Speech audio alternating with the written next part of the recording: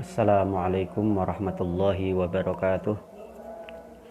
Alhamdulillahirabbil alamin wassalatu wassalamu ala asyrafil anbiya'i wa imamil mursalin sayyidina wa maulana Muhammadi wa ala alihi wa sahbihi ajma'in, amma ba'd.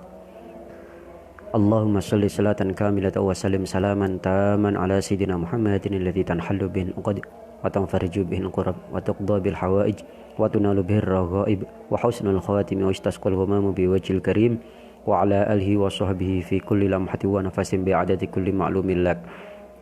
Allahumma shalli ala sayyidina Muhammadin al-fatihi lima ughliq wal khatimi lima sabaq nasiril haqqi bil haqq wal hadi ila siratal mustaqim wa ala alihi wa sahbihi haqqa qadrihi wa miqdaril azim.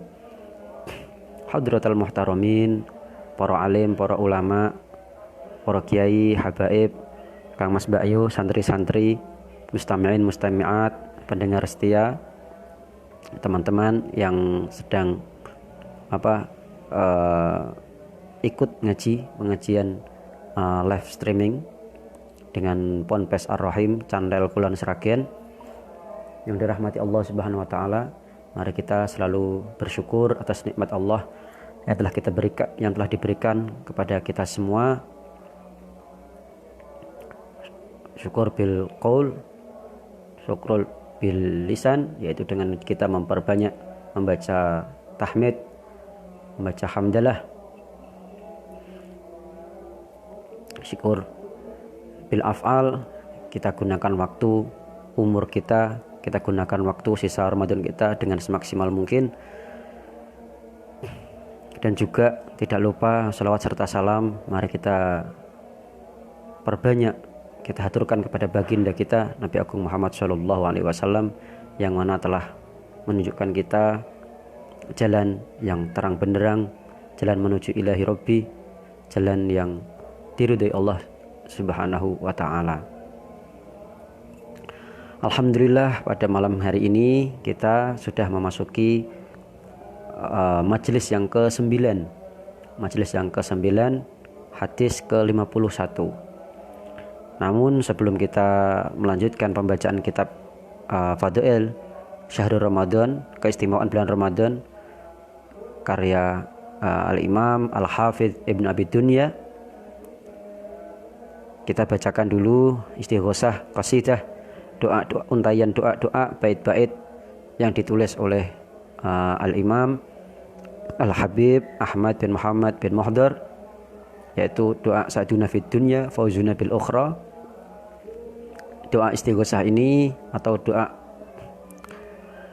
istighosah ini doa yang sangat disukai oleh minimal yang saya tahu itu Abuya Said Muhammad Alawi Al-Makki dan juga Simbah Kiai Haji Maimun Zubair, yang keduanya dimakamkan di Ma'la Makkah Al-Mukarramah, di pemakaman Ma'la Makkah Al-Mukarramah. Ini dalam rangka kita mengenang haul atau memperingati wafatnya beliau Sayyidah Khadijah Al-Kubra, yaitu beliau meninggal pada 10 Ramadan tahun 3 tahun sebelum Rasulullah hijrah dari Makkah ke Madinah. Agar tidak memperpanjang waktu, mari kita mulai. Fatihah dahulu terutama untuk baginda Nabi Muhammad SAW, kemudian teruntuk ibunda kita Sayyidah Khadijah dan para istri Rasulullah yang lain, serta para ahlul bait dan semua para ulama, aulia, syuhada, solehin dimanapun mereka berada. Kemudian kita tujukan untuk sanak famili kita, saudara-saudara kita yang sudah mendahului kita. Mudah-mudahan Allah selalu memberikan rahmat, maghfirah, dan menempatkan di sisi Allah di surga yang paling tinggi, Jannatun Naim, surga Firdaus, dikumpulkan dengan para anbiya, para mursalin, para syuhada, para solehin. Dan tak luput mudah-mudahan doa ini juga, Al-Fatihah teruntuk juga kepada Kiai Haji Ali Mustafa dan juga kiai-kiai yang lain yang dimakamkan di tanah Sragen, founding father Sragen, dengan harapan apa yang jadi visi misi mereka, cita-cita mereka, mudah-mudahan untuk menjadikan Sragen menjadi kota santri ini bisa terlaksana. Ya, ya.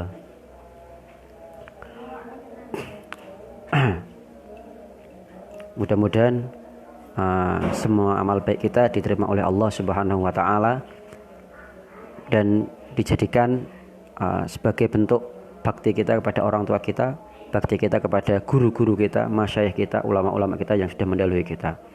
Ala hadziniyah wa ala kulli niyatin shalihah. Al-Fatihah. A'udzu billahi minasyaitonir rajim. Bismillahirrahmanirrahim. Alhamdulillahi rabbil alamin arrahmanir rahim maliki yaumiddin. Iyyaka na'budu wa iyyaka nasta'in ihdinas siratal mustaqim. Siratal ladzina an'amta 'alaihim ghairil maghdubi 'alaihim waladdallin. Rabbighfirli wa liwalidayya wa lil mu'minina amin. Alhamdulillah, setiap kali saya umroh mulai bulan kemarin November, Desember, dan Februari, alhamdulillah saya bersama jamaah saya ajak pergi ke Ma'la ziarah kepada ibunda kita Sayyidah Khadijah. Beliau ini istri Rasulullah yang menurut saya yang paling hebat. Kenapa? Karena di antara istri Rasulullah yang lain yang menurunkan nasab, yang menurunkan anak itu hanya Sayyidah Khadijah. 4 orang. Putra putri Rasulullah ada 5. Yang dari Sayyidah Khadijah itu 4. 1 namanya Ibrahim, itu dari Maryah Qibtiyah. Itu pun beliau meninggal waktu kecil. Yang hidup sampai mempunyai zuriyah, menteri keturunan, yaitu adalah Sayyidah Fatimah, yang kemudian dinikah oleh Sayyidina Ali karramallahu wajhah. Kemudian sampai sekarang lah para habaib, para zuriyah Rasulullah itu sampai sekarang. Nah, itu cicit buyutnya itu kalau kita tarik siapa ibunya, nah itu Sayyidah Khadijah. Sayyidah Khadijah ini beliau menemani Rasulullah, tidak hanya menemani hanya sekedar jiwa dan raganya, tapi dakwah Rasulullah itu disupport dengan harta kekayaan Sayyidah Khadijah. Dengan harta kekayaan Sayyidah Khadijah. Mungkin tidak seperti para wanita-wanita yang lain yang mungkin yang diincar adalah laki-laki yang kaya raya kemudian biar nanti hidupnya enak. Tidak. Sayyidah Khadijah ini justru malah mensupport kegiatan dakwah Sayyidina Rasulullah. Harta benda yang dia miliki dikasihkan kepada Rasulullah untuk mensupport jalan dakwahnya. Hanya sekelumit saja biar nanti tidak terlalu malam. Nah, nanti mungkin di waktu yang lain kita baca tadi kitab yang tadi malam saya share, yaitu pertama Al-Bushra fi Manaqib Sayyidah Khadijah Al-Kubra. Al-Bushra, kitab tentang biografi Sayyidah Khadijah Al-Kubra, karya Sayyidina Abuya Sayyid Muhammad bin Alawi Al-Makki. Dan juga mungkin kita baca Musnad, yaitu satu kumpulan kitab yang berisi tentang hadis atau asar atau semua hal yang berkaitan yang disandarkan kepada Sayyidah Khadijah, yang ditulis oleh beliau Al-Mukarram Fadilatul Syekh Isam Anas Az-Zaftawi An-Naqsyabandi, Thariqahnya beliau Naqsyabandi Al-Masri. Nah, dulu saya mengambil thariqah juga dari beliau di makam Syekh Amin Al-Qurdi di Mesir, Kairo. Beliau yang mentalkin kami dan juga memberikan kami hadis musalsal bil awaliyah, hadis musalsal bil rahmah, hadis musalsal bil syabakah dengan cara bersalaman, hadis musalsal bi ada satu lagi itu bil musafahah, kemudian bil syabakah. Waktu dulu mengantarkan ziarah zuriyah zuriyah Sunan Giri Gresik, yaitu Syekh Aminin, Kiai Haji Aminin. Beliau pondok dan dalamnya di Gresik, di dekat makam Sunan Giri. Beliau ngasih ijazah kepada kita semua di makam Imam Lais bin Sa'ad. Alhamdulillah. Nah, mudah-mudahan nanti di waktu yang lain kita bisa baca kitab-kitab tadi. Baik, kita mulai pembacaan istighosah ini. Kita selipkan doa untuk kita, keluarga kita, saudara-saudara kita dimanapun berada. Mudah-mudahan Allah selalu meridhoi, selalu memudahkan jalannya, dan juga selalu mengkabulkan segala hajatnya, hajat kita dan hajat mereka. Mudah-mudahan kita semua diberi kelapangan rizki, halal, berkah, sehingga kita bisa pergi ke tanah haram, Makkah, Madinah untuk menunaikan haji dan umrah. Mungkin yang belum punya rumah mudah-mudahan bisa untuk buat rumah, beli kendaraan dan sebagainya. Dan juga mudah-mudahan kawan-kawan kita yang masih belajar, kita juga yang semua masih belajar, selalu mendapatkan, diberikan ilmu yang bermanfaat, sehat walafiat, meninggal dalam keadaan husnul khotimah. Dan mudah-mudahan nanti dikumpulkan dengan Sayyidah Khadijah. Almar'u ma'aman ahab. Seseorang akan dikumpulkan kepada siapa yang dicintainya. Ala hadiniyah wa ala kunyatin sholihah. Al-Fatihah. A'udzu billahi minasyaitonir rajim. Bismillahirrahmanirrahim. Alhamdulillahi rabbil alamin arrahmanir rahim maliki yaumiddin. Iyyaka na'budu wa iyyaka nasta'in. Ihdinas siratal mustaqim. Siratal ladzina an'amta 'alaihim ghairil maghdubi 'alaihim waladdallin. Amin. Yang belum punya kasidahnya nanti bisa di-download di Facebook ini. Tadi sudah saya share, ya tinggal di-download. Bismillahirrahmanirrahim. Sa'dana fid dunya fauzana fil ukhra bi Khadijatil kubra wa Fatimatiz Zahra. Sa'dana fid dunya fauzana bil ukhra bi Khadijatil kubra wa Fatimatiz Zahra. Ya uhailal ma'ruf wal ata'il ma'luf gharatan lil malhuf innakum bi adra. Ya uhailal matlub wal ata'il mawhub gharatan lil makrub innakum bi adra. Sa'duna fid dunya fauzuna bil ukhra bi Khadijatil kubra wa Fatimatiz Zahra. Ya uhailal ihsan wal ata wal ghufran gharatan lil hayran innakum bi adra. Sa'dana fid dunya fauzana bil ukhra bi Khadijatil kubra wa Fatimatiz Zahra. Ya uhailal is'ad wal ata wal irfat gharatan ya asyad innakum bi adra. Ya uhailal is'af wal ata zi hawaf aminatal mukhtaf innakum bi adra. Sa'dana fid dunya fauzana bil ukhra bi Khadijatil kubra wa Fatimatiz Zahra. Ya uhailal jahat wal manah wal faqat wad darki wal gharat innakum bi adra.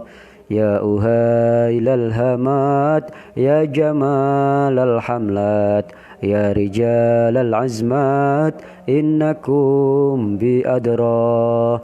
Sa'dana fid dunya fauzana bil ukhra bi Khadijatil kubra wa Fatimatiz Zahra.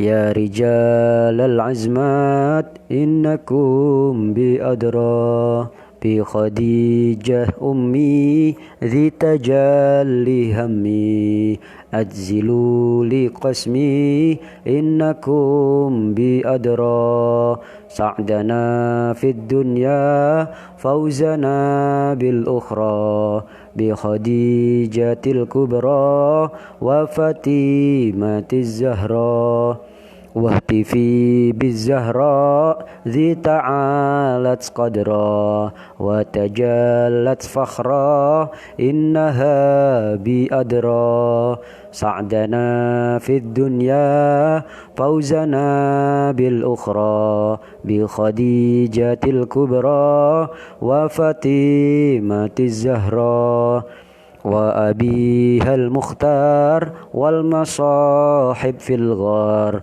وعلي الكرار إنهم بأدرى سعدنا في الدنيا فوزنا بالأخرى بخديجة الكبرى وفاطمة الزهراء. Alhamdulillah Rabbil Alamin. Itu tadi kasidah Sa'dana fid Dunya. Nada tadi itu nada yang biasanya di Sayyidina Abuya Sayyid Muhammad bin Alawi Al-Maki. Sedangkan kalau yang dinagomkan oleh Sayyidina Syekh Kiai Haji Maimun Zubair, kebanyakan santri-santri sarang, itu begini.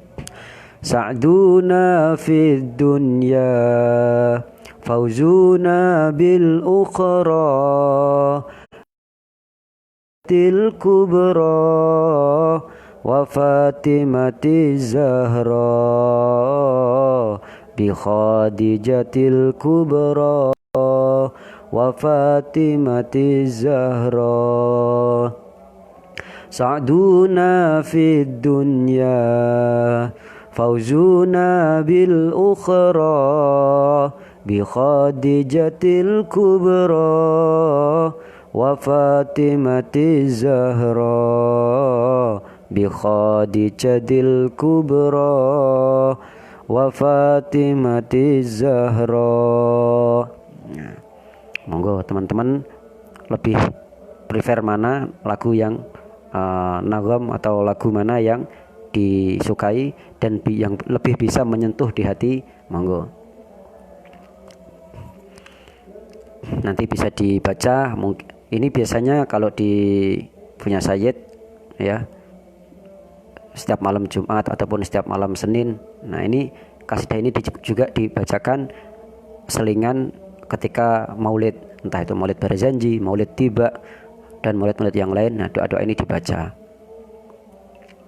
Alhamdulillah kita sudah sampai di hadis yang ke-50. Sekarang kita melanjutkan ke hadis yang ke-51 dari kitab Fadail Syahri Ramadan Ibn Abi Dunya. Kitab berisi tentang keistimewaan amaliyah di bulan Ramadan yang ditulis oleh Al-Imam Al-Hafidh Ibn Abi Dunya, salah satu tokoh ulama yang terkemuka pada abad ke-3 Hijriah. Dengan sanad muttasil hingga Imam Ibn Abi Dunya, mudah-mudahan kita termasuk digolongkan min silsilati al-ulama. Seandainya kita bukan ulama, kita gendolan sarungi para ulama. Sanad kita jelas kepada siapa hingga Rasulullah, ulama-ulama siapa, kiai-kiai siapa, syekh-syekh siapa yang kita ikuti. Nah, ini kita gendolan, tabarukan gendolan sarungi para ulama, gendolan serbane para ulama. Kita ini jauh, sangat jauh dari para ulama. Saya sendiri ini bukan termasuk ulama, masih santri, masih pelajar. Jadi kita tabarukan, mudah-mudahan jika bukan kita, nanti zuriyah kita, anak turun kita, mudah-mudahan digolongkan menjadi ulama. Dengan berkah kita gendolan kepada para ulama. Ala hadiniyah wa ala kulli sholihah ila man ajazana bi sanadil muttasil ila Imam Ibn Abi Dunya Al-Fatihah li Rasulillah sallallahu alaihi wasallam, thumma ila hadrati Sayyidina Imam Ibn Abi Dunya wa jami'i mujizuna qaddasallahu asrarahum wa nawwara darahum wa jalla darajatihim wa atala barakatihim amtalina wa zakarmatihim sya'alillahi lana wa lahumul Fatihah. A'udzu billahi minasyaitonir rajim. Bismillahirrahmanirrahim. Alhamdulillahirabbil alamin arrahmanir rahim maliki yaumiddin. Iyyaka na'budu wa iyyaka nasta'in. Ihdinas siratal mustaqim siratal ladzina an'amta 'alaihim ghairil maghdubi 'alaihim waladdallin. Amin. Bismillahirrahmanirrahim. Wa bihi ilaihi qol, dengan sanad yang muttasil sampai Imam Abu Dunya, beliau mengatakan haddatsana Abdurrahman bin Waqid qala haddatsana Dumrah bin Rabi'ah an Ibni Syaudzab qala kana Ayyub As-Sakhtiyani ya umma ahla masjidi fi syahri Ramadan. Ibnu Syaudzab dia mengatakan dulu Ayyub As-Sakhtiyani dia mengimami masjidnya, ya kan, ngimami masjidnya di bulan Ramadan. Ini cerita apa yang dilakukan oleh penduduk ahli Makkah, penduduk ahli Madinah. Wa kana yusolli fi kulli raqatin bi salasina ayah. Ini cara Imam Abu Ayyub As-Sakhtiyani dalam menjalankan sholat tarawih. Kemarin sudah dikasih contoh bahwasanya ada yang melakukan 30 hari itu 2 kali khataman. Berarti setiap malam itu membaca 2 juz. Ini yang berjamaah. Ini yang kita bahas yang berjamaah.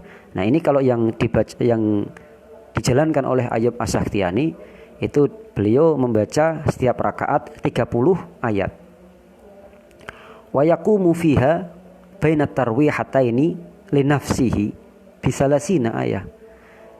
Nah, setiap kali 2 kali tarawih, tarwihatain ini berarti berapa? Setelah salam yang kedua, berarti setelah 4 rakaat. Penduduk ahli Makkah mereka melaksanakan sholat tarawih itu 2 rakaat. Nah, setiap 4 kali rakaat penduduk ahli Makkah itu tawaf. Karena apa? Istirahatnya itu bukan diisi kemudian layah-layah, tidak, diisi dengan tawaf. Penduduk Madinah juga sama, 4 istirahat. Nah, ini yang dijalankan oleh Ayyub As-Sakhtiyani. Dia ketika mengimami itu setelah 4 rakaat sudah selesai, berarti 2 rakaat, ketika waktu istirahat dia sholat sendiri 1 rakaat membaca 30 ayat. Tadi ketika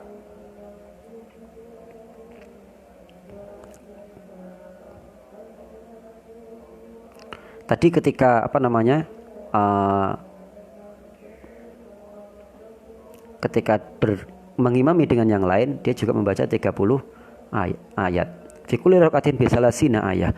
Wa yaqumu fiha baina tarwihataini li nafsihi bisalasina ayat. Wa yaqulu lahum as-shalah. Dan kemudian dia mengatakan kepada makmum as-shalah. Ini seperti halnya apa yang dilakukan oleh kita kebanyakan di masjid-masjid di Indonesia terutamanya, mungkin di seluruh dunia. Cuman yang ini saya sebagai contoh, ini apa yang terjadi di Indonesia. Ini sudah benar. Kenapa? Mungkin kalau yang di Timur Tengah di sana hanya isyarat dengan as-shalah, ya kan? Kalau di Jawa, di kita sebagai pengingat kita sudah masuk berapa rakaat. Nah, itu biasanya kalau setelah 4 rakaat yang pertama itu diucapkan nama-nama khalifah kita, Khulafaur Rasyidin. Setelah 4 rakaat yang pertama, Al-Khalifatul Ula Sayyidina Abu Bakar ini Siddiq. Itu berarti kita sudah sholat 4 rakaat. Nah, setelah selesai rakaat yang ke-8, Al-Khalifatul Tsani Sayyidina Umar bin Al-Khattab. Oh, berarti itu sudah masuk rakaat, sudah sholat 8 rakaat. Tujuannya apa? Untuk mempermudah mengingat sudah berapa rakaat kita sholat. Itu yang dilakukan oleh Bilal yang di belakang makmum, belakang imam. Kadang imam juga dia double job. Double job sebagai Bilal juga, karena tidak ada yang belum mampu untuk menjadi Bilal. Jadi imamnya ini sekaligus menjadi Bilal, ngadani, ngomati, ngimami, bilali dhewe, donga barang. Wis pokoke dipak kabeh karo Pak Ustadz mau Pak Kiai ini niku wau. Nah niki Pak Kiai ini kudune kreatif, harus meregenerasi, memberikan ilmu kepada generasi yang lain, diajari. Ini loh kamu jadi Bilal, nanti saya ajari begini caranya. Jangan dibiarkan gitu terus. Harus mengajari yang lain untuk agar tahu ilmunya. Nah, ada contohnya enggak dari para salafus soleh? Apakah mereka melakukan enggak? Apakah ini suatu kebid'ahan? Nah, ini ada contohnya. Ada contohnya. Seperti yang dilakukan oleh Ayyub As-Sakhtiyani. Jadi ketika mau sholat lagi itu as-sholah. Udah bener. Wa kana idza autara da'a bi du'ail Qur'an. Nah, ketika sholat witir ini menggunakan doa khatmil Qur'an. Nah, doa khatmil Qur'an ini banyak sekali. Maksudnya banyak versi dari setiap ulama itu mereka mempunyai doa-doa sendiri. Nah, ini biasanya doa-doa yang ada di du'ail Qur'an, doa-doa yang ada di dalam Al-Qur'an. Wa yu'minu man khalfahu. Orang yang di belakangnya itu mengamini. Wahum sukut, sedangkan mereka itu apa? Diam. Wa kana min akhiri ma yaqul yusolli 'alan nabi sallallahu alaihi wasallam. Nah, termasuk terakhir kali doa yang ada di dalam, setelah tadi baca doa-doa yang ada di dalam Al-Qur'an, dia menutupnya itu dengan sholawat Nabi. Dari sini para ulama itu mengambil hikmah suatu hukum, bahwasanya ketika imam berdoa witir, makmumnya itu cukup mengamini. Jadi tidak berdoa sendiri-sendiri, ya kan? Tidak berdoa sendiri-sendiri. Dalilnya, buktinya mana? Tadi itu wa yu'minu man khalfahu wa hum sukut, yang lainnya diam. Maksudnya gimana? Dia hanya mengamini saja. Imam baca doa, yang di belakangnya itu sebagai makmum itu mengamini amin, tidak berdoa sendiri. Nah, namun ya, prakteknya kita di lapangan, banyak kiai ataupun banyak masjid itu mungkin yang mereka sudah punya ilmu sendiri, itu memberi slot waktu untuk makmum itu berdoa sendiri-sendiri. Yaitu kapan? Ketika imam tidak mengeraskan doanya. Bismillahirrahmanirrahim. Allahumma rabb hadhihi tawati tamah wa sholatil qa'imah. Nah, ketika dibaca keras, makmum semuanya membaca amin. Tapi ketika imam tidak membaca dengan keras, nah di saat itulah makmum berdoa sendiri-sendiri. Gitu. Nah, setelah berdoa nanti ditutup dengan sholawat. Wassallallahu ala sayyidina Muhammadin nabil ummi wa ala alihi washabihi wasallam. Dari sini bisa diambil hukum, ya para ulama itu nanti bisa dicari di kitab-kitab fikih, ya kan, bahwasanya dalam doa kunut itu harus ada sholawat Nabi, harus ditutup pakai sholawat Nabi. Dihitung sholat doa kunut enggak kalau enggak pakai sholawat Nabi? Nah, nanti dicari. Wa yaqul, dan juga berdoa, Allahumma sta'milna bi sunnatihi wa auzi'na bi hadihi waj'alna lil muttaqina imama. Ya, mudah-mudahan engkau memberi pertolongan pada kami agar selalu mengamalkan sunnah-sunnahnya, dan engkau engkau bagi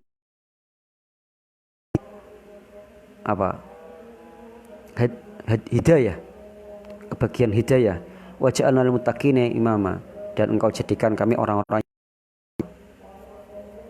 Amin ya rabbal alamin. Ini doa-doa dalam salat witir.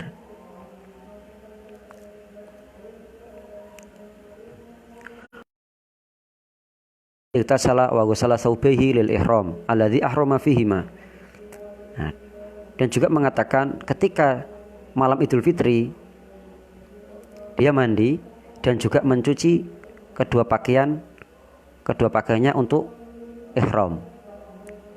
Ya, pakaian yang dipakai untuk ihram itu dicuci lagi. Kenapa?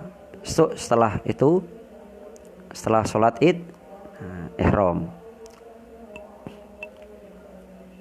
Fakana idza faragha minas shalah da'a bi ta'awad. Nah, setelah selesai sholat ini berdoa. Qala faltaqa Humaid wa Yunus bin Ubaid wa Ayyub. Qala Humaid atawil Yunus ama alimta anna Ayyub qad sara yaqusu fatabasamu. Nah, ini benar enggak ini? Pada apa? Pada meseme, pada ketawa. Dari hadis yang kita baca, hadis nomor 51 ini, hikmah yang bisa diambil adalah pertama, apa yang dilakukan oleh para salafus soleh, sahabat tabi'in, ya kan?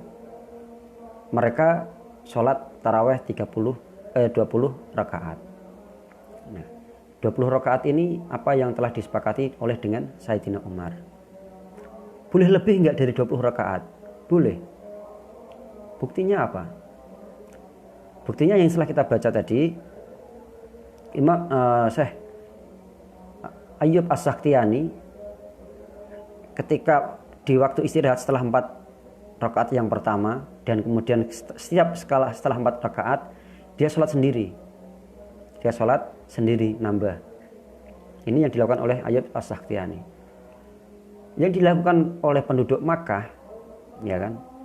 Nanti kita baca dari penjelasan yang lain bahwasanya mereka itu sholat taraweh 20 rakaat. Sampai sekarang pun di Makkah dan Madinah masih 20 rakaat.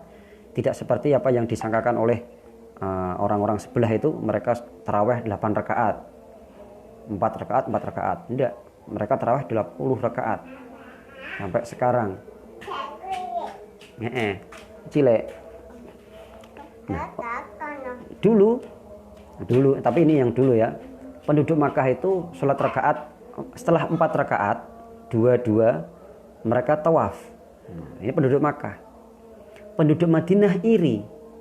Kenapa? Merasa ketinggalan pahala banyak sekali. Merasa ketinggalan banyak pahala. Nah, bagaimana untuk mengejar pahala ini tadi? Di setiap ketika istirahat, setelah 4 rakaat ini kan istirahat. Ketika 2 rakaat salam, langsung berdiri lagi, takbir, 2 rakaat lagi, salam, artinya sudah 4 rakaat. Nah, setiap 4 kali rakaat mereka istirahat. Nah, penduduk Makkah di waktu istirahat ini mereka gunakan untuk tawaf. Nah, penduduk Madinah tidak ingin ketinggalan pahala atau kebaikan seperti yang dilakukan oleh orang Makkah. Lalu apa yang dilakukan oleh penduduk Madinah? Mereka menambah sholat 4 rakaat ketika di waktu istirahat tadi. 20 ketika kita istirahat setelah 4 rakaat istirahat berarti berapa kali? Di sana ada 4 kali istirahat. 4 kali 4 berapa? 16. Nah, artinya penduduk Madinah dulu mereka menambah 20 rakaat yang asas, yang awal ditambah 16, artinya mereka sholat taraweh 36 rakaat. Cuma nanti kita baca di penjelasan yang lain, ada yang mengatakan 40 rakaat. Tujuannya apa? Kalau 40 rakaat berarti menambah 4 kali. 4 kali 5 tambah 20. Kalau yang versi tadi itu berarti yang diambil hanya waktu istirahatnya saja. Ketika sudah selesai yang terakhir taraweh untuk ke witir tidak menambah 4 rakaat yang 36 tadi. Kalau yang mengatakan 40 berarti setelah taraweh yang terakhir dia nambah 4 lagi. Nah, ini bid'ah enggak mereka sholat 40 rakaat? Ataukah boleh? Ini yang dipahami oleh para ulama, para salafus soleh bahwasanya al-iksar fil ibadah itu boleh. Itu jawaz. Laisa bid'ah. Itu yang kita harus pahami. Kita pahami juga. al-iksar fil ibadah laisa bibid'ah. Memperbanyak ibadah itu bukan suatu yang bid'ah. Panjenengan mampu sholat tarawih satu malam 100 rakaat, silahkan. Dengan catatan, satu, jangan sampai besok kemudian tidak bermalas-malasan, nggak bekerja, alasannya Pak tadi malam aku sholat banyak. Enggak, salah. Tetap sholat, kemudian kerja tetap jalan. Kalau kita punya anak istri, kasih hak ke mereka juga. Nah, jangan karena hanya mengejar banyak rakaat meninggalkan kewajiban yang lain. Ini keliru. Nah, kalau kita mau menambah boleh enggak? Silahkan. Silahkan.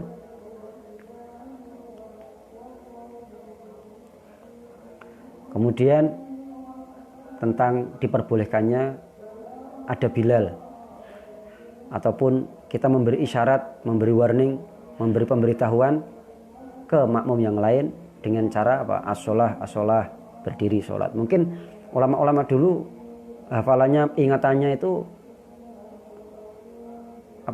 luar biasa mengingat mereka itu. Jadi ini sholat sudah berapa kali, kurang berapa kali itu udah jalan. Nah, cuman kita yang ada di Indonesia, terutamanya kita yang ada di Jawa sini, mungkin yang bisa mengingat itu hanya imamnya saja.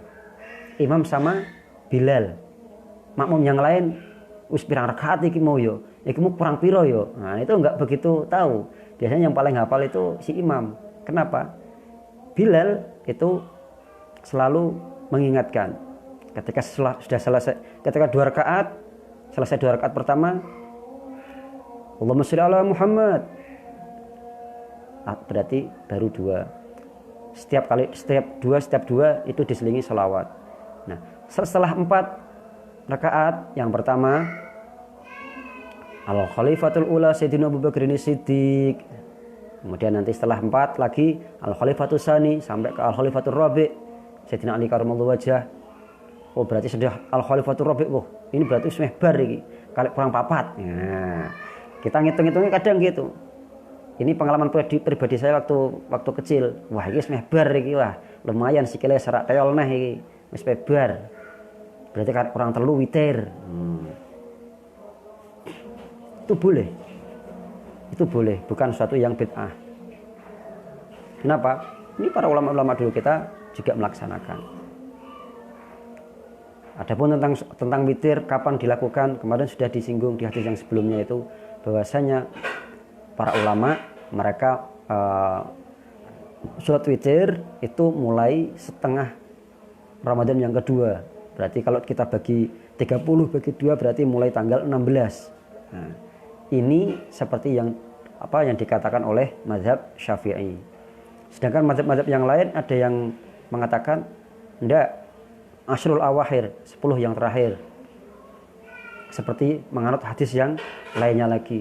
Ada juga yang merasa doa ini kan kebaikan, kenapa enggak kita mulai dari awal saja? Jadi dari awal itu sudah tarawih, sudah doa kunut di dalam witir.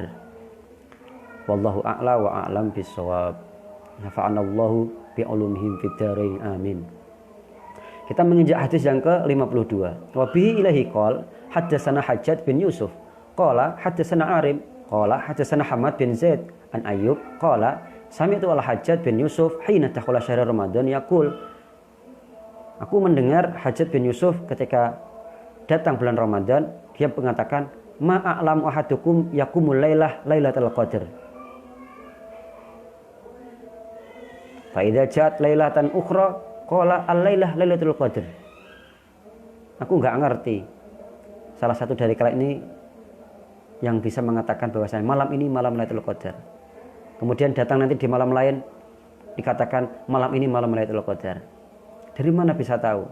Nah, ini hanya orang-orang yang orang-orang tertentu yang bisa yang tahu tentang kapan itu malam Lailatul Qadar. Hanya Allah yang tahu kapan Lailatul Qadar diturunkan, dan hanya orang-orang tertentu, mungkin tidak semua itu dikasih Lailatul Qadar. Mudah-mudahan kita berharap dengan sangat, mudah-mudahan kita termasuk orang-orang yang diberi fadl diberi pertolongan bisa berjumpa dengan Lailatul Qadar, malam yang lebih baik dari 1000 bulan. Amin ya rabbal alamin.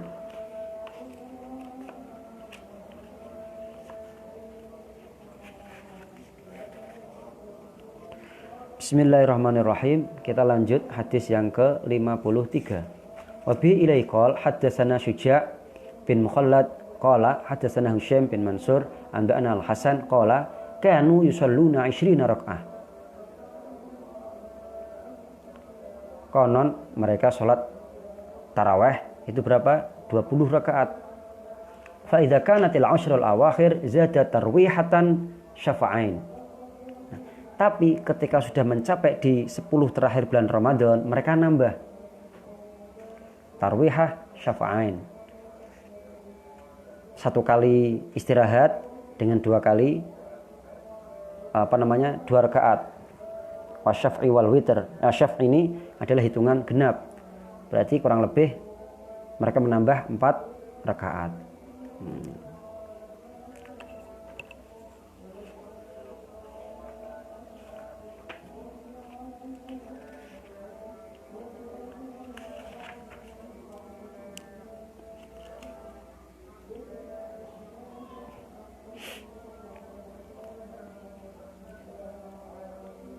Tapi bagi kita mungkin cukup 20 rakaat dengan yang berjamaah dengan yang di masjid, di musola. Setelah itu istirahat, tidur, malamnya tahajud lagi. Nah, tahajudnya dibanyakin, ada tahajud, ada sholat tasbih 4 rakaat, ditambah lagi sholat hajat dan sholat-sholat yang lain. Masih banyak sholat-sholat yang lain yang perlu dilakukan. Mudah-mudahan kita mendapatkan fadl dari Allah Subhanahu wa taala. Amin ya rabbal alamin. Hadis yang ke-54. Wa bi wasana Husaim qala anba'ana Zakaria bin Abi Maryam al-Khuzai qala sami'tu Aba Umamah al-Bahili sahib Rasulullah sallallahu alaihi wasallam yaqul. Aku mendengar Abu Umamah al-Bahili sahabat Rasulullah dia mengatakan uhadditsukum qiyam syahr Ramadan walam yaktub alaikum. Aku bercerita tentang pada kalian tentang apa? Tentang sholat pada bulan Ramadan. Qiyam. Di sini bahasanya qiyam, tapi yang dimaksud adalah sholat tarawih. Walam yaktub alaikum. Sholat ini tidak diwajibkan, tidak. Kutiba alaikumusiyam. Akan tetapi yang diwajibkan adalah puasa. Fadawwamu alal qiyam. Dawamkan sholat tarawih ini. Idza fa'altumuhu. Jika kalian melakukan. Wala tatruku. Dan jangan sekali kalian tinggalkan. Meskipun ini sunnah, ini sangat dihimbau untuk dilakukan. Jangan sampai ditinggalkan. Ini berarti sunnahnya kalau di mazhab Syafi'i sunnah apa ini? Sunnah muakkad ya. Fa inna nasan min bani Israel ibtada'u bid'atan lam yaktubuha Allah alaihim ibtahu biha ridwanallah. Kenapa? Karena orang-orang dari Bani Israel itu mereka membuat suatu kebid'ahan yang tidak pernah diwajibkan oleh Allah Subhanahu wa taala. Tujuannya mereka apa? Mencari ridho Allah. Falam yar'auha haqqa ri'ayatiha fa'aqabahumullahu bitarkiha. Akan tetapi ketika mereka meninggalkan, ya kan, Allah menyiksa mereka dengan dalil ini. Warahbaniyatan ibtada'uha ma katabna alaihim. Nah, ini kita sebagai umat Muhammad ini enak sekali. Meskipun itu tidak diwajibkan, hanya sunnah, kita dihimbau untuk tidak meninggalkan. Nah, ketika kita tidak meninggalkan suatu kesunahan ini, kita tidak mendapatkan siksaan ataupun dosa. Berbeda dengan orang Bani Israel. Ketika mereka berimprovisasi dalam beribadah, yang mana tidak diwajibkan oleh Allah, tapi ketika dia sudah melakukan dan kemudian ditinggalkan, itu mendapatkan dosa. Mendapatkan dosa. Ini satu poin tersendiri, catatan tambahan yang hari-hari kemarin itu tentang apa? Yang hari pertama tentang permasalahan khosais umat Muhammad, keistimewaan kita sebagai umat Muhammad itu apa saja. Nah, di antaranya ini. Enak sekali kita jadi umat Muhammad ini, Masya Allah. Maka perlu kita syukuri. Dengan cara apa? Dengan memperbanyak sholawat di antaranya. Panjenengan kuat berapa ribu sehari? 1000 kali sholawat sehari. Seperti yang telah dijajakan para ulama dengan redaksi sholawat Jibril sallallahu ala Muhammad sallallahu ala Muhammad. Ini redaksi namanya sholawat Jibril. Itu dibacakan sehari 1000 kali. Sallallahu ala Muhammad sallallahu ala Muhammad sallallahu ala Muhammad. Silahkan. Teman-teman mau sholawat nariyah 11 kali setelah sholat ataupun sholat fatih atau sholat apapun, monggo sebanyak-banyaknya. Ini dalam rangka apa? Kita mensyukuri kita sebagai umat Muhammad yang begitu nikmat. Jangan sampai kita sia-siakan hanya umur kita ini hidup hanya untuk makan, tidur, dan berak. Jangan sampai. Kita juga isi dengan amal-amal kebaikan. Sholawat sebanyak-banyaknya. Wallahu a'lam bishawab. Menginjak hadis yang ke 50 berapa ini? 55. Wa bihi ilaihi qol haddatsana Hasyim bin Al-Walid qala haddatsana Abu Bakar bin Ayyash qala akhbarani Rabi bin Sahim an Zaid bin Wahab qala kana Umar yurawwihuna fi Ramadan ma yadhhabu rajulun ila sila'in minal masjid. Ini Zaid bin Wahab, dia bercerita konon Sayyidina Umar itu memerintahkan kita untuk bertarawih di masjid. Tidak ada seorang pun yang pergi meninggalkan masjid. Semuanya ikut. Padahal sebelumnya itu mereka sholatnya itu sendiri-sendiri sebelum diakomodir oleh Sayyidina Umar untuk diajak sholat menjadi satu. Kemarin di hadis yang kemarin itu di rumahnya siapa itu? Sahabat Ayub ya. Ubay, sahabat Ubay. Kalau ini setelah itu yang pertama kali mungkin. Nah, kemudian selanjutnya itu diakomodir untuk berjamaah di masjid biar bareng-bareng. Tujuannya apa? Biar sahabat-sahabat tabi'in ataupun yang baru masuk Islam, mereka tidak keberatan, tidak terlalu sakit hati karena iri dengan sahabat yang lain yang sudah hafal banyak. Sahabat-sahabat yang sudah dahulu hafalnya sudah hafal 30 juz, dia mampu sholat semalaman satu kali khataman, 2 kali khataman mampu. Tapi kalau yang baru masuk Islam, yang dia tahu hanya baru Fatihah dan Kulhu, bagaimana? Nggak bisa mengikuti pahalanya. Nah, kasihan. Makanya diakomodir oleh Sayyidina Umar. Ini lebih bagus kalau kita buat berjamaah bareng-bareng di masjid. Wallahu a'lam bishawab.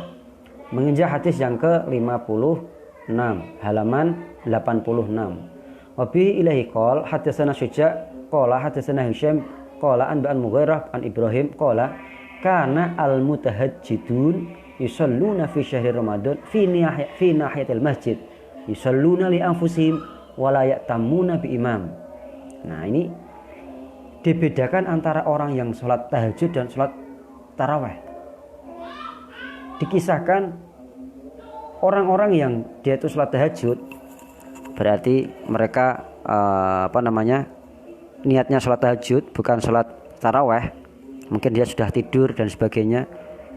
Mereka menyendiri tidak ikut jamaah dan juga tidak ada yang mengimami. Kenapa sholat tahajud ini sendiri-sendiri? Ya kan, waktu itu untuk membedakan mana yang ikut tarawih, mana yang tidak.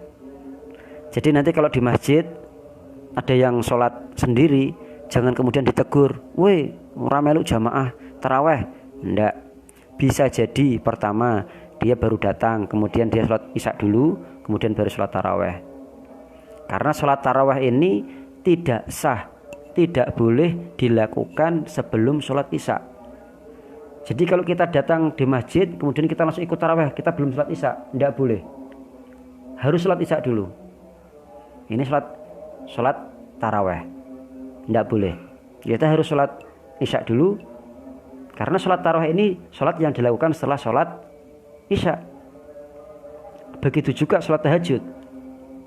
Oleh para ulama, sholat tahajud ini tidak dikatakan tahajud kecuali orang itu sudah tidur malam. Meskipun setelah isya tidur sebentar, masih jam 8, kemudian dia sholat tahajud, boleh. Boleh. Syaratnya apa? Sudah tidur dan dilakukan setelah isya. Maka ini dibedakan.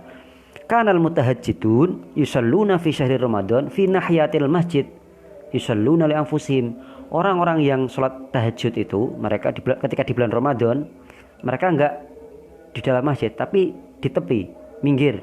Mungkin kalau sekarang bagian buri ataupun yang bagian samping lah. Mereka sholat sendiri, menyendiri. Wala ya'tamuna bi imam. Mereka tidak menjadi makmum dari imam, dan juga tidak ada imamnya, sholatnya sendiri. Jadi nanti teman-teman seandainya sudah ibaratnya masjid ini, contoh Masjid Baitur Rahman, dia sholat tarawehnya itu 2 juz sehingga sholatnya 4 jam contohnya. Nah, ini panjenengan sudah sholat taraweh dulu di musola Al-Ikhlas, tarawehnya 20 rakaat dengan witir dengan bacaan standar 45 menit. Berarti tadi masih ada sisa 3 jam 15 menit. Nah, panjenengan pengen tidur dululah sebelum aku pulang. Tidur bentar, bangun. Ingin sholat tahajud. Posisi masih di masjid biar menambah pahala tahajud di masjid, karena ada niat iktikaf juga di situ. Nah, ini sholatnya gimana? Apakah ikut dengan tadi berjamaah atau sendiri? Sholatnya menyendiri saja, untuk membedakan antara yang taraweh dan yang sholat yang lain. Api, masya Allah, api nggih, api wallahu a'lam bishawab. Menginjak hadis yang ke-57.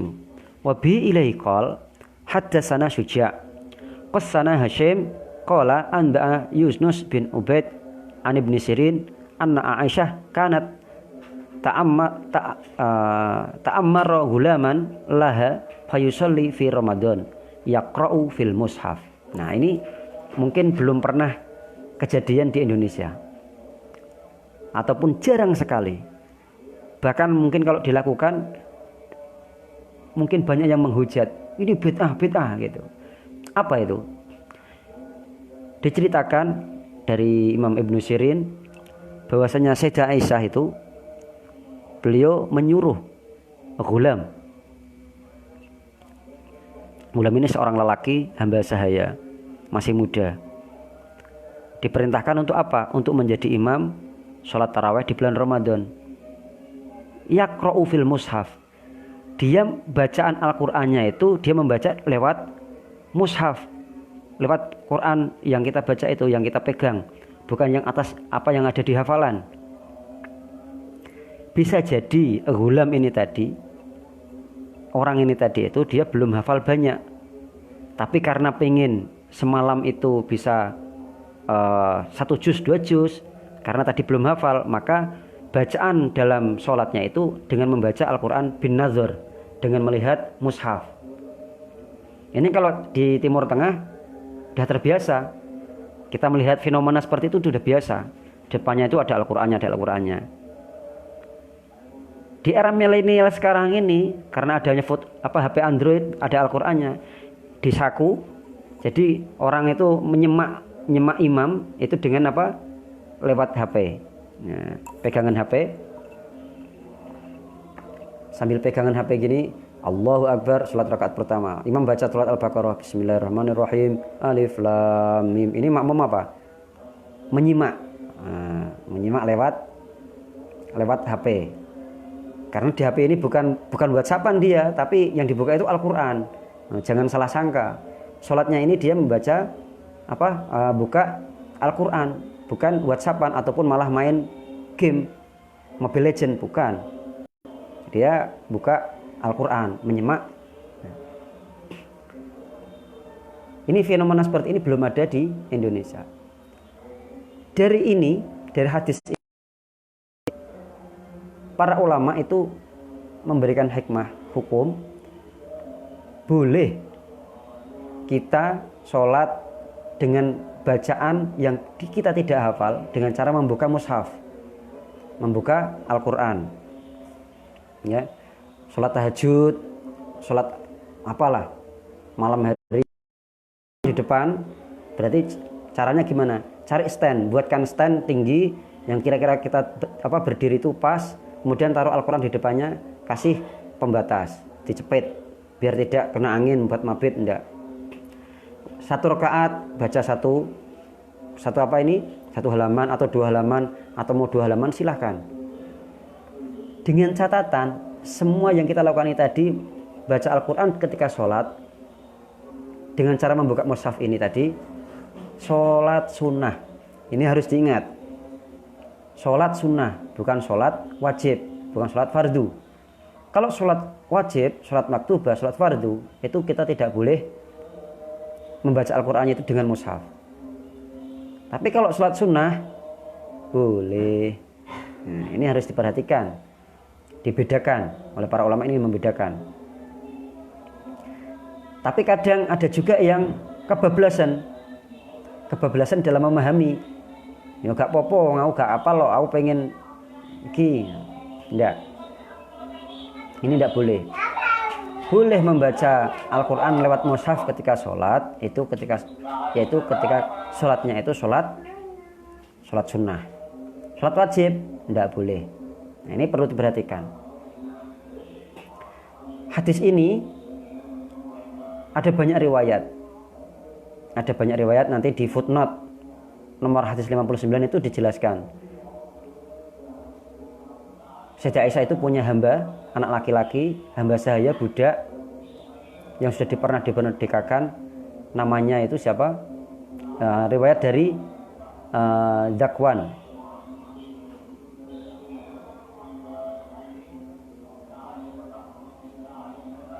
Itu bentar. Dari Abu Bakar bin Abi Malikah. Nah, nih di footnote itu ada penjelasannya.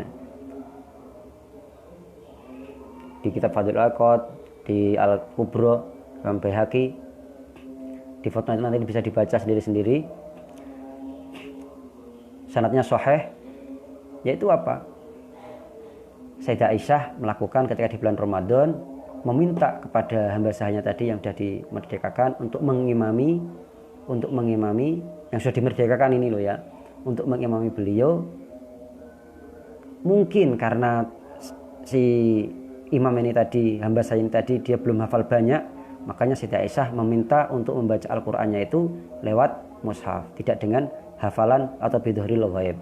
Seperti saya mungkin yang hafalannya hanya sedikit, hafalan surat-surat pendek. Jadi kalau diminta untuk mengimami suruh 30 juz khatam, ya mau nggak mau saya akan buka. Loh, apakah itu nggak bid'ah Ustadz? Apakah itu boleh? Gus, boleh. Dalilnya mana ini dalilnya? Kemarin sudah saya singgung waktu ngaji kitab Al-Arba'in Nawawi, setiap malam Sabtu di masjid di Pondok Ar-Rahim, ini sudah saya singgung dulu ya. Nah sekarang ini dalilnya, ini dalilnya. Diingat-ingat nanti ditulis. Sebisa mungkin ini teman-teman yang dan pendengar setia, kitab ini di print. Yang belum punya PDF-nya bisa minta nanti di kolom komentar, ya kan, minta PDF-nya nanti di print agar kita punya print out hard file-nya. Karena mungkin kitab ini yang versi cetak belum sampai di Indonesia, belum sampai. Ini sangat perlu nanti dikaji oleh teman-teman generasi muda NU, kiai-kiai, ustadz-ustadz ini. Kitab ini bisa dijadi pegangan agar kita itu tujuannya apa? Kita tahu usul. Kita baca kitab fikihnya, tapi kita perlu juga menelaah hadisnya. Dari mana sih al-imam itu ulama-ulama itu mereka mengambil hukum ini dasarnya apa? Ulama-ulama yang penulis kitab itu mereka tidak hanya fakih, mereka itu mufasir, muhaddis, mereka juga paham ilmu hadis. Ya kan? Nah, kita juga mencoba untuk belajar hal yang sama. Takrib sudah, ilmu sudah. Nah, ini kita kaji lagi. Dari mana sih hadisnya? Jangan, ini merupakan kelemahan tersendiri bagi warga NU, ya kan? Telah hadisnya. Jadi amaliyah yang kita lakukan itu yang sebenarnya itu sudah matang, hadisnya sudah matang. Ulama-ulama kita dulu itu hadisnya sudah matang. Sekarang mulai goyah. Kenapa? Karena kita merasa, wes aku manut Pak Kiai wae lah. Biyen Pak Kiai ngamal kayak gini, aku melu. Nah, ini saat bom waktunya ini tiba. Yaitu apa? Kita digempur oleh orang-orang sebelah yang mereka kajian hadisnya itu kuat. Dikit-dikit do'ef, dikit-dikit bi'ah, dikit-dikit do'ef. Bahkan sepeda-sepedanya itu yang mereka nggak ikut kajian, mereka yang mengkaji, dia tahu hukum dan ini sebagainya. Tapi orang-orang yang bawahan itu, yang mereka hanya mendengar ustadznya bilang ini, apalagi yang lewat YouTube, lewat ini,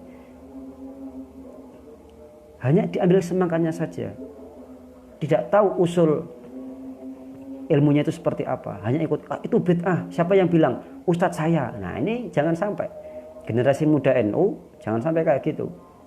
Belajar, mondok yang temenan. Apakah harus mondok? Tidak. Kalau panjenengan sudah pernah mondok, kemudian sekarang punya anak, punya istri, punya wadifah yang lain, tetap terus belajar, ngaji. Ini dari satu kitab ke kitab yang lain. Tidak ada kata istilah ini sudah selesai mondok, kemudian selesai belajarnya. Tidak. Belajar itu sampai nanti mati. Bahkan ketika di liang lahat pun kita masih perlu diajari, diingatkan bagaimana menjawab soal dari malaikat Munkar dan Nakir. Ya. Ini mungkin nanti coba Pak Ustadz, Pak Kiai ya, yang nanti coba dilakukan. Apa reaksi masyarakat, apa reaksi santri, apa reaksi teman-teman yang lain yang belum tahu hukumnya. Nah, ini saatnya untuk memberitahu mereka ini loh hukumnya. Jangan sampai hukum yang ada di dalam kitab-kitab itu hanya tersimpan rapi di dalam rak-rak kitab-kitab itu saja. Kita tidak pernah mengamalkan. Akhirnya kita nanti jadi orang kagetan. Waktu Ramadan, umroh sana, orangnya kok pada baca Al-Quran begini, apakah itu nggak paham? Wah, jangan-jangan itu sesat, jangan-jangan itu bid'ah. Dia dari sana balik ke Indonesia, menirukan apa yang dilakukan oleh orang sana. Orang-orang sini karena nggak tahu hukumnya bilang itu sesat, itu bid'ah itu. Nah, repot. Wallahu a'la wa a'lam fishawab. Menginjak hadis yang ke-58. Panjang ini. Lumayan. Hadis yang ke-58. Wa bihi ilaihi qol haddatsana Ubaidullah bin Umar al-Jashmi qala haddatsana Hakim bin Hazam Abu Sumair wa kana minal abidin qala haddatsana Ali bin Zaid bin Jad'an an Sa'id bin Musayyab an Salman al-Farisi qala Rasulullah sallallahu alaihi wasallam. Salman al-Farisi bercerita Rasulullah SAW pernah bersabda, man fattara sha'iman fi Ramadan min kasbin halal shollat alaihil malaikah layali Ramadan kullaha. Barang siapa yang memberi buka pada orang yang puasa di bulan Ramadan dari harta yang halal. Nah, ini perlu diingat. Aku berbati lumayan iki bantuk sutetan teko ndi? Iki BLT teko pemerintah kan 600.000. Lumayan lah, wongnya tak tarik 50.000. Nah, lumayan iki kena nggih apa? Jadi tak kasih ke mereka 550. Sisa 50.000 ini saya mau cari pahala. Ngasih apa? Ngasih buka orang-orang yang puasa karena ini pahala. Ini enggak boleh. Min kasbin halal. Karena tadi amanah 600.000 tadi amanah harus dikasih semuanya. Jangan dipotong meskipun hanya 5.000, 10.000 dengan alasan operasional dan yang lain-lain. Jangan. Karena orang yang membagikan tadi otomatis dia adalah orang yang sudah diberi wewenang, orang yang sudah digaji oleh pemerintah. Itu sudah tugas dia untuk membagikan. Jangan dipotong. Kasih mereka total 600.000. Hati-hati. Apa janjinya? kalau kita mau memberikan buka puasa pada orang yang memberikan buka puasa di bulan Ramadan dengan harta yang halal, malaikat bersolawat pada orang tadi, orang yang mau memberi tadi itu. Kapan? Layali Ramadan, semalaman suntuk selama di bulan Ramadan. Kullaha. Wasofahahu Jibril alaihissalam Lailatul Qadar. Malaikat Jibril akan menyapa dia, menyalami dia di malam Lailatul Qadar. Nah, ini mungkin bisa menjadi trik ya bagi panjenengan yang ingin mendapatkan malam Lailatul Qadar. Bagaimana caranya? Setiap hari kasih itu buka ke orang-orang yang puasa. Kasih buka. Kasih buka. Nanti akan disalami oleh malaikat Jibril. Apa istimewanya sih kalau kita itu disalami oleh malaikat Jibril? Waman sofahahu Jibril yariqu qalbahu wa taksuru duma'uhu. Orang yang disamperin Jibril, yang disalami oleh malaikat Jibril, hatinya lembut dan dia akan banyak menangis. Ini ciri. Makanya nggak heran para ulama-ulama kiai itu bagaimana hatinya bisa lembut. Dikit-dikit kalau dengar ayat azab itu bisa menangis, kena dikit menangis. Padahal kalau dia berdakwah itu mereka keras. Kiai lanangan kok nangis kan kadang gitu kan. Ini bagaimana bisa? Laki-laki ini susah menangis. Dia akan menangis ketika ada sesuatu ataupun karena hatinya ini bersih. Ini keistimewaannya kalau orang yang mendapatkan salamannya Jibril tadi disamperin oleh malaikat Jibril, yariqu qalbuhu.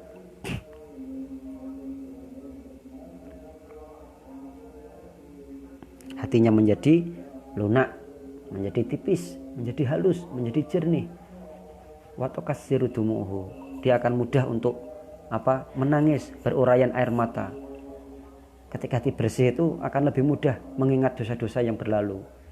Dengan begitu ketika beristighfar akan lebih mudah untuk khusyuk, untuk tadarruk. Jadi akan mudah untuk meneteskan air mata. Nah, ini bisa jadi trik panjenengan kalau pengen disamperin malaikat Jibril ini di malam Lailatul Qadar. Setiap hari kasih itu buka. Aku bisanya cuman ngekei buka satu orang, ya udah setiap hari ngajak satu orang. Tapi kalau hadis selanjutnya ini nanti sebagai solusi. Ini. Nah, ini yang ngomong sudah bisa melakukan belum? Karena belum kecukupan rezeki juga. Mudah-mudahan kita suatu saat nanti dimampukan oleh Allah Subhanahu wa taala. Kita azam itu mas-mas juga ikut menonton itu, bos-bos besar itu jangan pelit. Nah, jangan pelit ya. Tangganya kalau masak dibanyakin dikit, kasih tetangganya juga. Kalau perlu, mungkin kalau tidak ada corona itu biasanya itu ada buka bersama. Tapi buka bersamanya ini tidak ada yang ngebus biar urunan. Nah, ini mungkin kalau yang ini mas-masnya kiai-kiai gus-gus ustadz-ustadz itu yang pengen ketika di malam Lailatul Qadar disalami malaikat Jibril, tuh triknya dikasih tahu kasih buka orang puasa. Ini kurang sedikit lagi ya, kita lanjutkan aja sebelum kita masuk ke bab tentang fis sahur. Insyaallah besok pertemuan selanjutnya. Nah, ini kurang sedikit lagi. Faqala rajulun, ada orang yang protes, orang yang interupsi. Sahabat ada yang interupsi. Ya Rasulullah, ara'aita illam yakun zaka indah?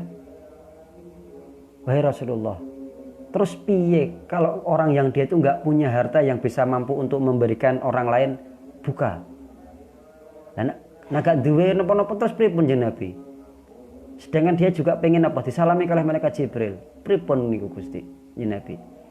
Hadis ini mirip dengan hadis yang kemarin-kemarin 49, 48 tentang memberikan buka puasa.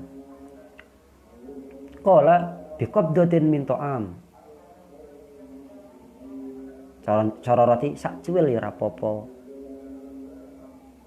Qol apa ra'aita illam yakun dzaka indah. Lah nek gak duwe Gusti. Kanjeng Nabi.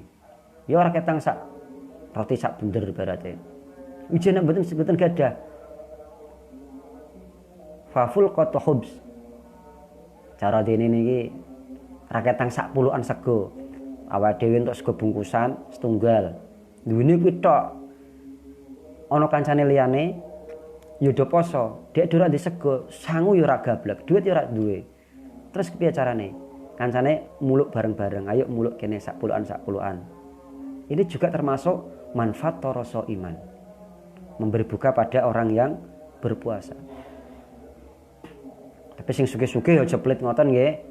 Sing sugih-sugih niku lho aja pelit-pelit ngoten ya sak peranane ngombene ya ana macam-macam, ana es teh, es buah dan sebagainya. Terus makanannya ya aja segondok, ya lumayan lah, ana ingkung napa piye, rada enak sithik lah. Mosok bos pelit ya. Pemeneh Ramadan niki perbanyak amal. Kalau enggak berupa matengan, berupa mentahan. Tangga-tangga teparo, sing cedak-cedak, sing ketok gak patek duwe dibantu. Mungkin selama bulan Ramadan kasih beras. Keluarganya berapa? Cukup 3 kilo, 5 kilo. Kalau ada tambahan sembako, benek buka iso gawe teh, gawe es teh, tambahi gula, tambahi teh. Monggo, ini amal khair, semua kebaikan. Qala afara'aita illam yakun dzaka indah, lah nek mboten gadah Gusti. Napa sing mboten gadah Kanjeng Nabi, pripun? Famudzaqqatu min laban. Saicipan sak seruputan susu. Bahkan ada yang ceritain apa? Duwene permen setunggal tok. Ben bot lah pas buka dorok duit kabeh, ora ndek mangan kabeh. Ana wong siji ndek duwene napa permen setunggal. Dimut kayak keliyane sakmutan. sakmutan. Duwene permen setunggal tok niki. Banyu yo ora duwe. Cara duwe banyu kan sak tegukan. Iki saking gak duwene ya ora duwe duit, ya ora ning warung. Jenenge tengah roro contone utawa tengah alas. Tengah alas penak atau si ijaka ijo-ijo lah nek tengah roro nang iki. Wis waya adzan maghrib, waya buka, ora ana sing dipangan. Ana siji sing duwene apa permen siji tok. Terus piye carane? Digecek ngono ya ora. Dimut siji sak dilatan, sak mutan dilepeh kayak kancane neh. Nyo kan nek gelem iki jenenge nggih batalke poso sak dilatan. Siki meneh sak meneh. Ya Allah. Qala afara'aita illam yakun dzaka indah, lan tesih mboten gadah pripun? Qala fasyurbatun min ma. Ya sak glegekan banyu. Nah, ini teman-teman, nah apalagi itu seandainya kita saking semangatnya ini hanya bisa air, ya beli 1 karton, taruh di masjid biar untuk berbuka. Kalau masih punya uang, buat itu nasi kucing. Jangan nasi anjing ya, nanti protes loh. Meskipun porsinya agak lebih besar, jangan ditulisin nasi anjing, nanti diprotes nanti jenengan. Buat buka kasih di masjid. Ini Pak Kiai, Ustadz, ini ngajarin masyarakatnya, diajarin untuk ngasih buka. Nah, ini yang di tetangga-tetangga di sini, di daerah sini, sore itu masjid, langgar, itu sudah ada apa makanan, minuman. Mungkin di tempat-tempat panjenengan mungkin sudah berlaku itu. Ada makanan, minuman untuk orang yang berbuka. Kadang untuk melatih warga ini dengan cara apa? Digilir. Kang, sesuk bagianmu 20 bungkus dokok masjid. Engko sesuke sapa bagiane kae kok masjid. Ini untuk melatih. Kalau tidak dipaksa untuk dilatih seperti ini, kapan lagi? Ya kan? Wallahu a'la wa a'lam bishawab. Mudah-mudahan Allah memberikan manfaat dan berkah ilmu yang telah kita pelajari pada malam hari ini. Insyaallah besok lanjut di bab masalah sahur. Tasahharu fa inna fis sahuri barokah. Nah, ini biasanya yang para tarhim, ketika di tarhim ini dibaca tasahharu fa inna fis sahuri barokah. Sahur. Karena kenapa? Ketika kita sahur itu berkah. Hadisnya ini. Insyaallah besok kita lanjutkan ini. Allahumma alimna ma yanfa'una wa anfa'na ma 'allamtana wa zidna ilma warzuqna fahma wa alhiqna bis solihin. Rabbana taqabbal minna innaka antas samiul alim wa tub alaina innaka antat tawwabur rahim. Mudah-mudahan kita diberi pertolongan oleh Allah, kelapangan rezeki sehingga bisa melakukan apa yang sudah kita pelajari, memberikan it'amut ta'am pada orang yang puasa, it'am fitor, memberikan buka pada orang-orang yang puasa terutama di bulan Ramadan. Mudah-mudahan kita diberikan oleh Allah kelapangan rezeki, bisa pergi umrah dan haji. Mudah-mudahan kita beri lapangan rezeki dan juga kita tidak dikasih dijadikan orang yang kaya, yang dermawan, bukan orang yang pelit.